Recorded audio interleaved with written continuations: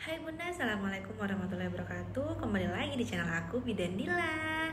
Mohon maaf banget nih Bunda, aku sangat tidak konsisten dalam mengupload video ya, karena ternyata sulit ya ngonten sambil dinas. Dan kalau udah di rumah, aku juga harus berperan sebagai ibu rumah tangga, ditambah ngurus dua krucil aku yang saat ini sedang aktif-aktifnya. Jadi aku salut banget ya, aku acungin jempol banget buat bunda-bunda yang bisa ngonten sambil dinas, sambil jadi ibu juga, beranak juga. Aku salut. Nah sekarang ini aku mau cerita nih sedikit Bunda. Tadi kebetulan aku punya pasien ya, ibu hamil. Yang lucunya beliau adalah pengguna KB IUD. Ya pasti heran dong, kenapa pengguna KB IUD itu bisa hamil. Nah, beliau itu kebobolan dan saat ini usia kehamilannya sudah 3 bulan. Ya, sementara beliau menggunakan KB IUD itu sudah 1 tahun, Bunda. Nah, sekarang kita bahas dulu nih. Apa benar sih KB IUD itu bisa kebobolan? Sebelum kita bahas, aku ceritain dulu nih KB IUD itu. Ya mungkin ada beberapa bunda di luar sana yang belum tahu KB IUD itu apa. Tapi aku rasa udah rata-rata udah pada tahu ya. Ini untuk yang belum tahu aja.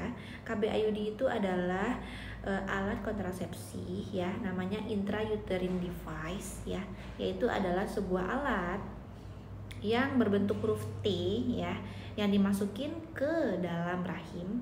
Alat ini cuma ditaruh aja Bunda, dengan pemasangannya ya gampang banget sih masangnya. Hanya diletakkan di dalam rahim ya, tidak dijahit, tidak tidak diapa-apain, tidak dilem, tidak diapa-apain, cuman ditaruh aja gitu. Nah, fungsinya untuk menghambat pertemuan antara sel telur dan sel sperma, dimana ini akan mencegah terjadinya kehamilan ya, gitu ya konsepnya Bunda. Nah, kenapa bisa KB IUD itu kebobolan?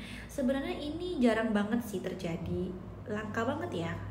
Selama aku dinas, aku baru ketemu pasien itu 1 kali ini. Mungkin teman-teman nakes lain juga pernah mengalami ya, ketemu pasien yang sama. Kalau aku sih baru 1 kali ini ketemu pasien yang kebobolan KB IUD.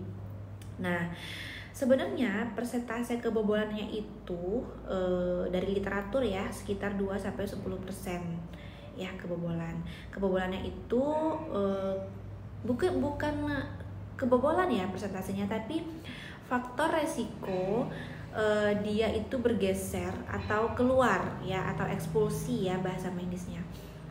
IUD itu bergeser atau keluar, itu faktor risikonya sekitar 2-10%. Nah, ketika dia sudah bergeser atau dia sudah keluar dari dalam rahim, otomatis tidak ada lagi ya penghambat antara sel telur dan sel sperma, maka bisa membuat seorang itu hamil ya ketika sudah berhubungan, apalagi di masa subur ya. Nah,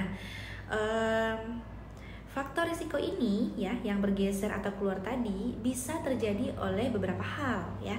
Yang pertama itu pada ibu yang memang sebelumnya punya riwayat KB IUD-nya eksklusi ya, punya riwayat KB IUD-nya lepas sendiri atau bergeser.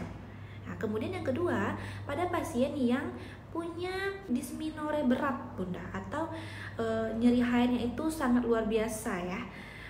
Hebat banget sampai mengakibatkan kontraksi rahimnya itu di atas normal ya, sehingga si IUD tadi bergeser. Kemudian yang ketiga, pasien dengan menorragia ya. Menorragia itu adalah pasien yang perdarahan hebat ya Bunda, menstruasinya itu berkepanjangan, tidak berhenti-berhenti ya, itu bisa juga mengakibatkan IUD-nya bergeser. Kemudian faktor risiko yang berikutnya adalah pemasangan IUD itu segera setelah melahirkan. Itu juga rentan ya Bunda ya. Seperti misalnya setelah melahirkan langsung ditaruh IUD-nya, atau kebetulan aku juga ya termasuk pasien yang setelah melahirkan langsung pasang IUD itu saat aku SC yang kedua memang langsung pasang IUD. Itu juga risiko besar ya Bunda, beresiko tinggi sekali untuk bergeser. Kemudian yang terakhir itu pemasangan IUD yang tidak tepat. Nah, faktor-faktor itu tadilah yang dapat mengakibatkan si IUD ini bergeser atau ekspulsi atau keluar ya. Nah, apa sih yang harus kita lakukan untuk mencegah agar IUD ini tidak lepas ya, tidak eksplosi dan tidak bergeser? Caranya cuma satu Bunda. Bunda wajib kontrol rutin ya. Nah, tips aku, misalnya nih Bunda baru pasang IUD, Bunda kontrol dulu nih 1 bulan ke depan. Sekarang nih bulan Juni, nanti di Juli Bunda kontrol. Kontrol itu cuma USG aja, USG dengan dokter obgyn untuk melihat apakah posisi IUD-nya itu masih di dalam rahim, posisinya masih tepat ya, masih bagus atau sudah bergeser. Kemudian yang kedua, kontrol lagi di 3 bulan setelahnya ya. Ini anjuran dokter SPOG aku sih Bunda, aku mau share ilmunya. Nanti di 3 bulan setelah Bunda kontrol yang sebulan ya, nanti Bunda kontrol lagi di 3 bulan setelah itu. Kemudian kontrol lagi di 6 bulan setelah itu.